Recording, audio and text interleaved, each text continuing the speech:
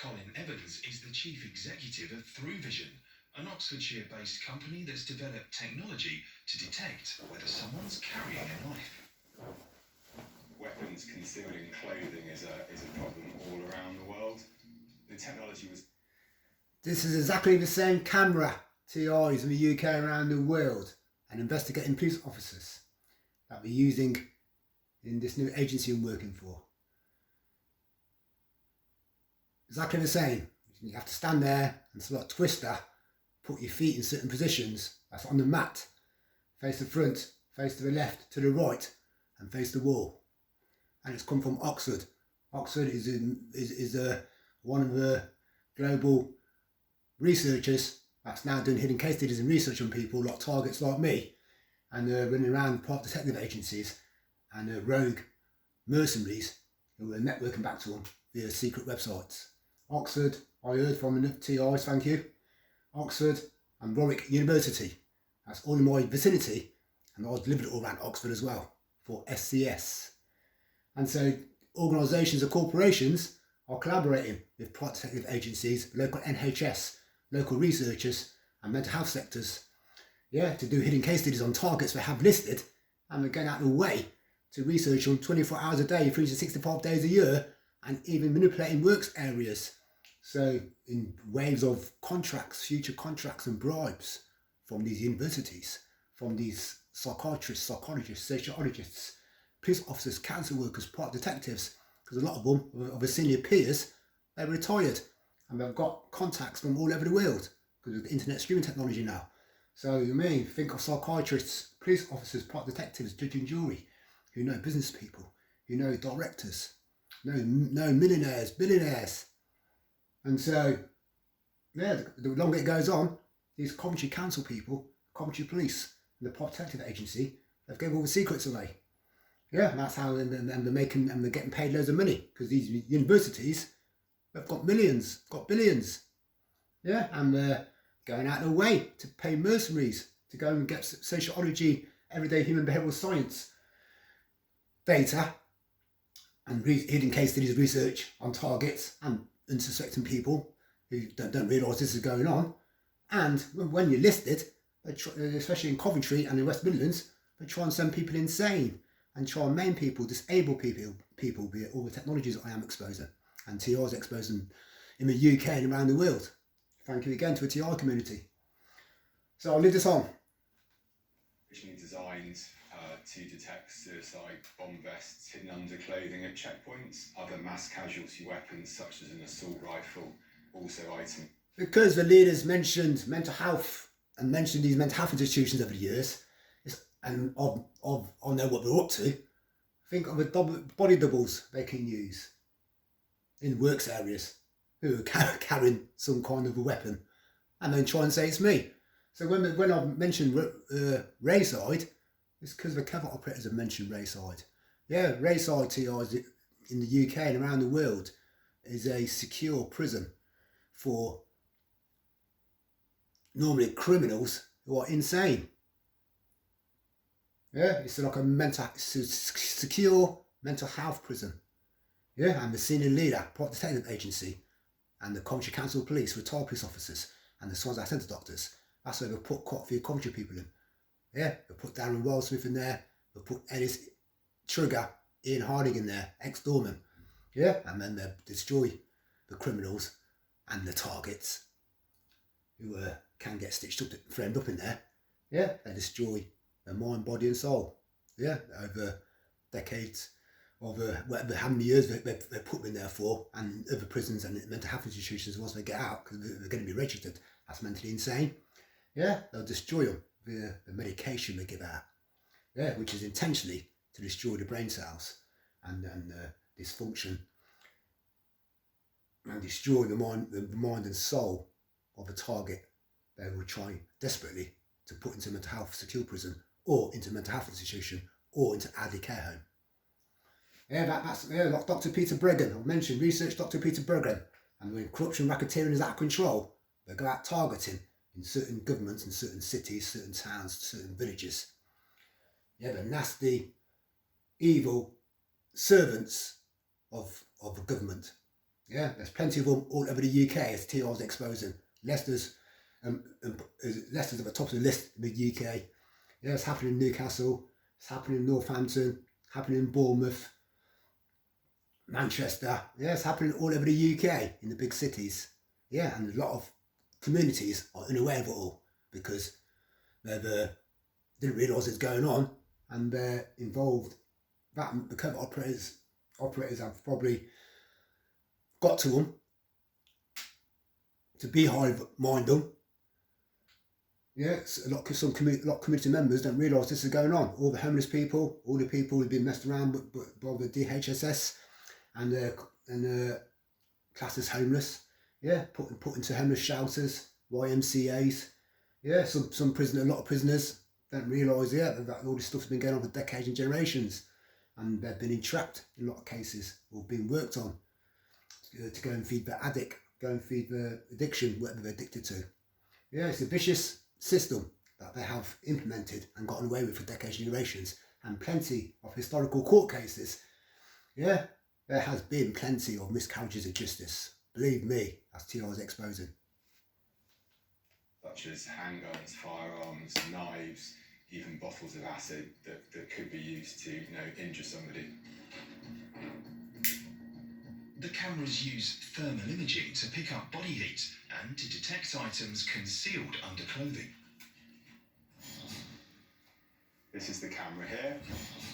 Colin demonstrates how the thermal imaging camera works. What we see on screen is my colleague Mark, who is in CCTV on the right-hand side. And what we can see on the left-hand side is Mark's body heat. We call it the green ghost. And in this instance, Mark has got nothing concealed in his clothing. With nothing in his pocket, Mark's body heat shows as a solid green shape.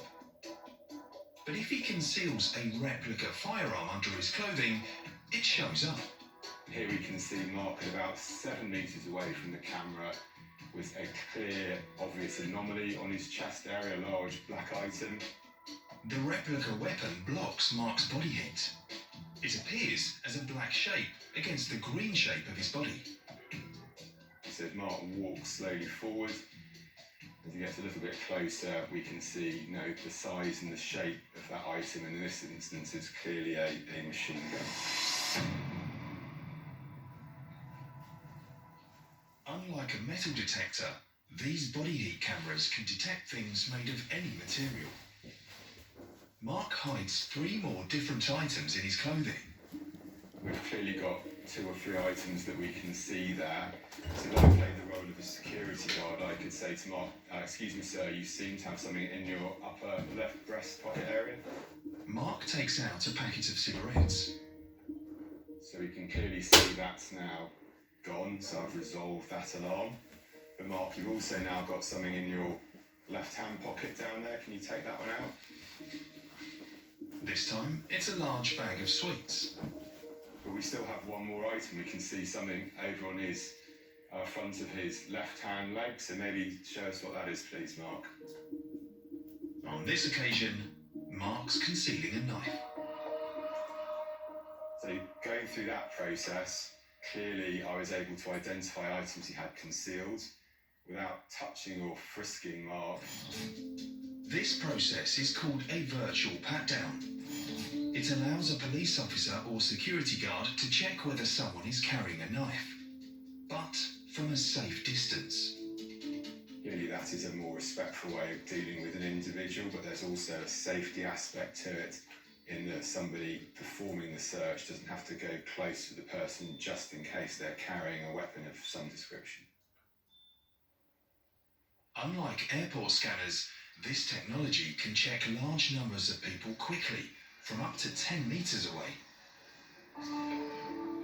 Airport body scanners and metal detectors, once you move into a busy public area, they're really not a practical proposition to be used to screen everybody. It's almost impossible to get people through fast enough. We were designed to solve that problem in that we operate at range, and we can do that as people are either stationary or walking. This technology is already in use in a range of public spaces. We are trying to do a better job of looking after people as they're out and about in their everyday lives. Stadiums, conference venues, subway system. So now you understand that to your eyes. Yeah. If they're trying to stitch and frame you up, they're the police, what I am exposing, trying to get damning personal persecutions. They use Antifa to walk around with weapons or drugs, mobile phones inside them. Yeah, and then using computer software editing wizardry tools, morphing, airbrushing, hiding so much background, sides, top of the bottom of the photographs, videos, whatever they're going to try and show in illegal criminal practicing, defrauding profiles making. Yeah, they try and say it's the target. The target's up to no good, target's a criminal, and we've caught them doing this. Here's our profile, here's our illegal evidence, and frame the target, put the target into prison, out of the way. And then if you're targeting your family members, they'll carry on doing whatever they want to them because you are out of the way in prison, not there to protect your family members. And so this is the devious masterminded plan of the Private Detective Agency, the CID, the Coventry Police and the local people, the racketeering inner circles of Coventry, local families, and what happened around Wyken and what's happening around Fenside. And it's nothing to do with me. That's what I am exposing, is how we put the profiles together. And secondly, these security guards. They use security guards all over the UK. Now, when I went Christmas shopping one day, after I won on a football bet, in the early stages of the programme, a local person says that he's going clothes shopping to Manchester. I goes, okay, I'll come along. I mentioned it before.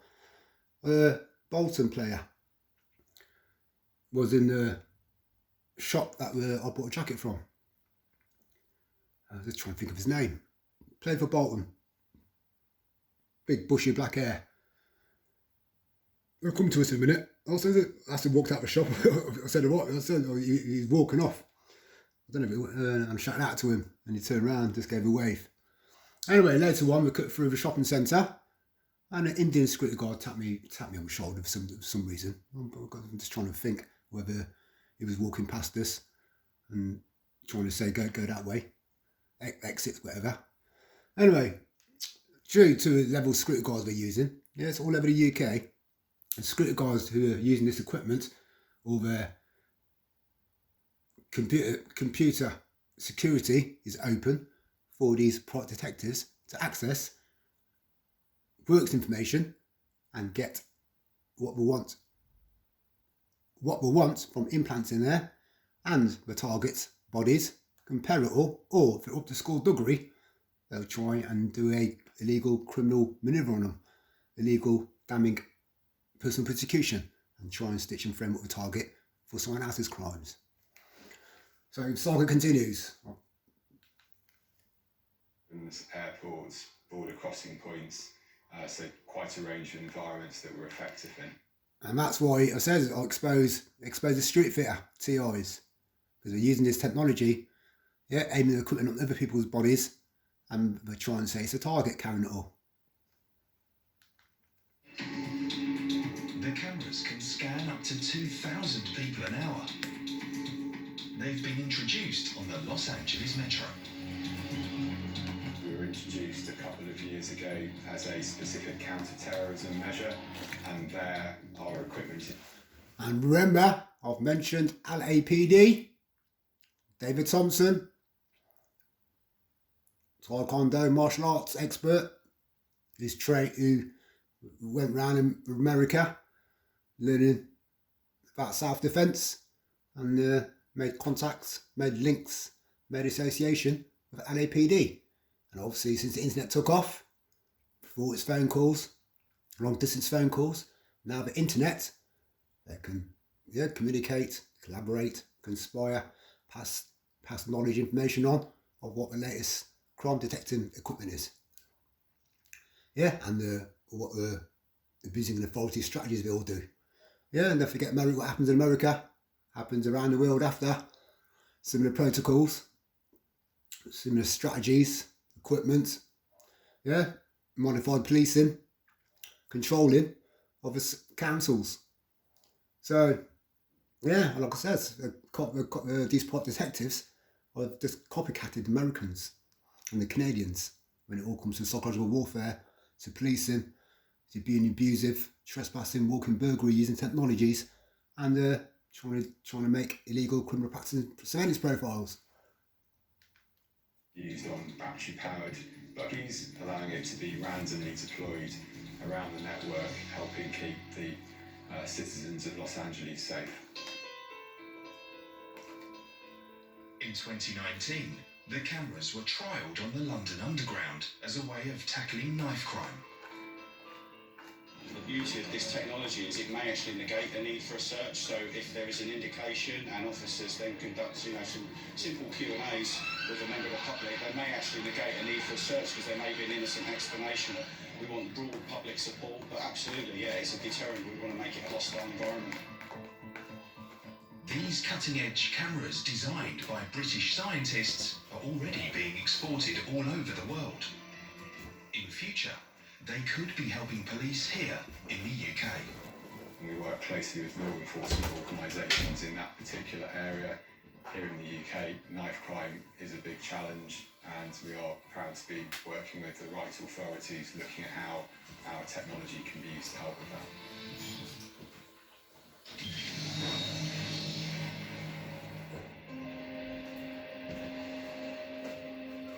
Back in North London, where 15-year-old Alan Cartwright was fatally stabbed, the community came together to raise money for his funeral. My mates were really good. They don't. Okay, so that's just exposing the cameras and what I go through daily each day. And obviously they're there for a reason, these private detectives. And it's so obvious. They're trying to do bogus, defrauding, stitch up and framing, damning personal persecutions.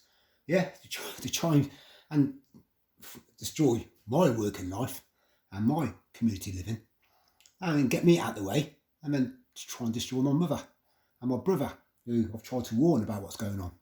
So the cycle continues. Yeah, and hopefully it's all going to be in the open court of law, because they won't be able to use family court protection, because everyone knows what they're up to, and they're abusing their authority. Stuck on covert duty every day, as you can see from all the evidence I've got. Yeah, they've been here all year, no matter what they say. Yeah, and that's enough to close them down, to be a walkout all day long, and to get them all arrested. The senior covert leaders to whoever they have hired, drafted in, whoever's under them, whoever's the juniors, and whoever the teams are. So everybody, enjoy the rest of the weekend. Saga continues.